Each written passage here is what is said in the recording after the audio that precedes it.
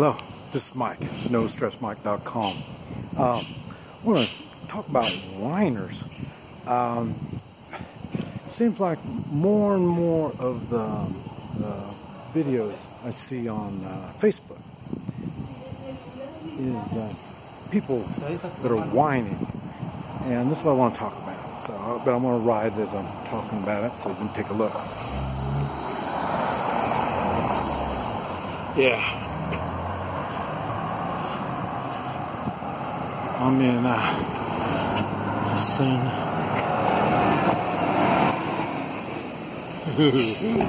got out of his way.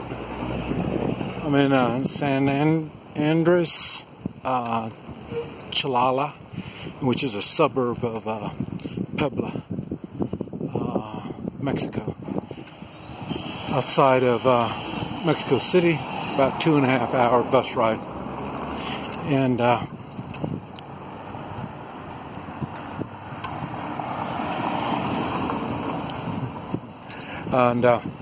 what it is, I've noticed, I'm not really good on whiners. Somebody leaves a comment and it comes across to me as they're whining. I'm kind of short-tempered on it. I'm not too understanding, and I cut them off. I try to make them look foolish, and the reason is, it is foolish. Whining is what a victim does, and when you've been victimized, you whine about it. Now, not always. Sometimes you get victimized and you toughen up. You look for a reason why it happened, how it happened, and how you could have prevented it. That I admire in somebody. But for someone to whine about it is another story. Now you hear me, and now complaining and whining aren't the same thing. Because you hear me complaining about an out-of-control government. Yeah, you hear me complain about a lot of things. That's a good restaurant there, Chinese restaurant. Not real good, but good for where we're at. As you can see, we're not in a tourist area. And when you're in a tourist area, they set things up more to handle the tourists. This is for the local people. And you see there's not that much traffic. And to me, I've learned a lot. Let me come down this road here. To me, I learned a lot on this trip to Mexico. Because where I'm at, there's a lot of things that aren't convenient. And that's because, like, right back to the same thing, it's not set up for tourists. And so that's why most tourists that would come to a place like this will start whining. Because things aren't convenient, a little more trouble. But this is more realistic on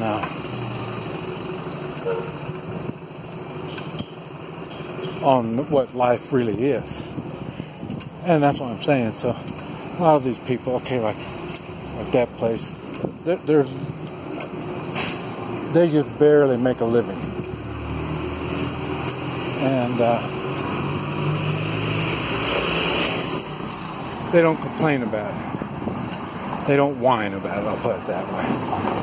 When something's wrong, they will complain about it.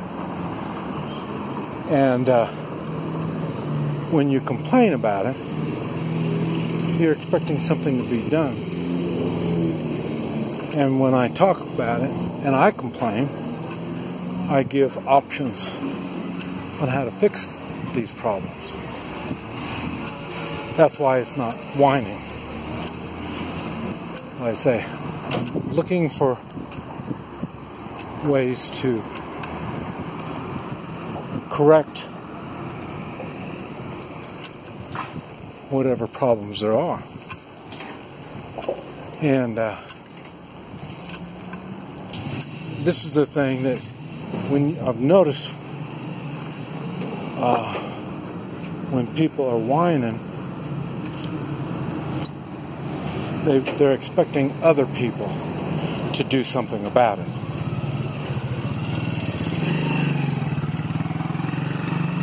When someone like myself complains about something, I'm bringing it to your attention, and we can do something about it.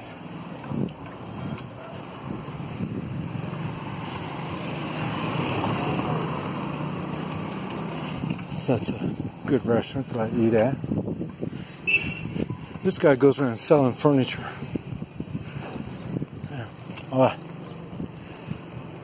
And handmade furniture. Very inexpensive, very simple. And but anyway.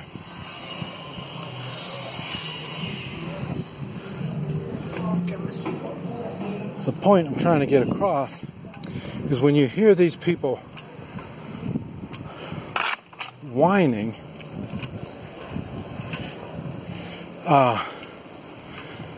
they're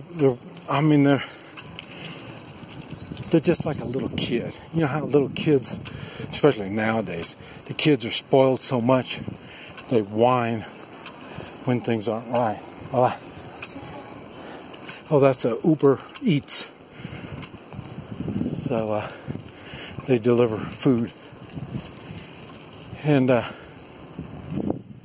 I say, I've noticed when I listen to them whine, they're whining about the same thing, and they come up with the same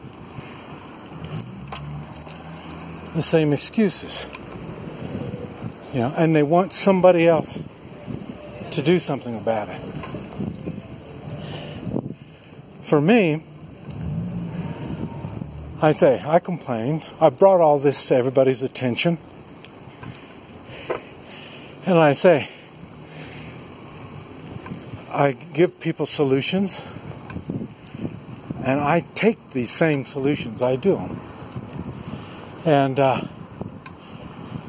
but I had to get to the point where I have to leave the country. Because I refused.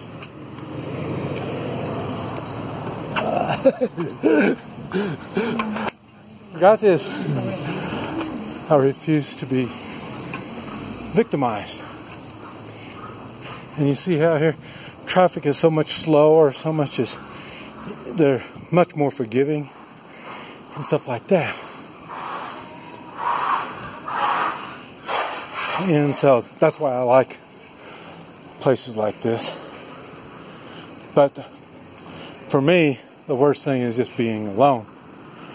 Because I do a lot of really neat things. I see neat things. I have no one to share it with, so that makes it a little tough. That's why I only do it so long. And also why I go back to the States on a regular basis, helping people understand what's going on and helping them work out workable plans so they don't have to be victimized.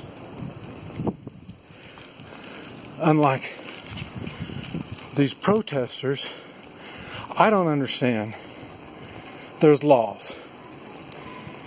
And we've not enforced the laws on our elected officials. And now it's to the point we don't even enforce the laws on the people. So no one's got respect for the law. And the same thing, I'm not whining about it. I'm complaining about it. And I got a solution. The three-man militia. This is how I'm able to take care of my little world. I got solutions for problems in my little world. Now,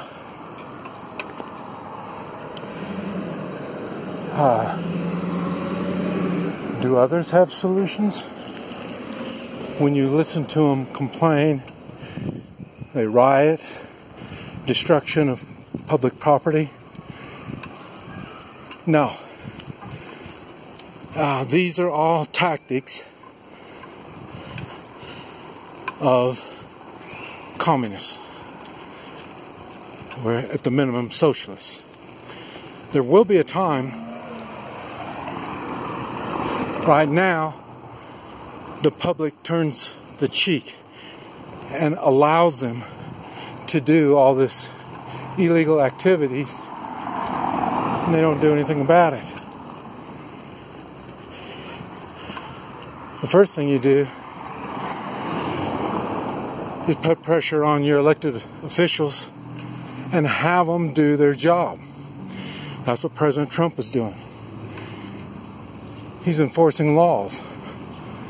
If you don't like the laws, then you talk to your lawmakers and have them do their job and enforce the laws. You need to talk to them. Don't do like these weirdos do, these snowflake communists. You see them, and you tell them. You don't need to go see them as in a group, like a mob. You don't need to do that. But like I say, when you see them, just politely tell them they need to do their job. Well, why? Why isn't it they're not doing their job? They might have a legitimate reason. Back in the 60s, during the what do you call it, the racial days, police didn't get involved in a lot of crimes because they were racial. And their idea was don't get involved in racial problems. And what happened is the public, the people, had to take care of it themselves.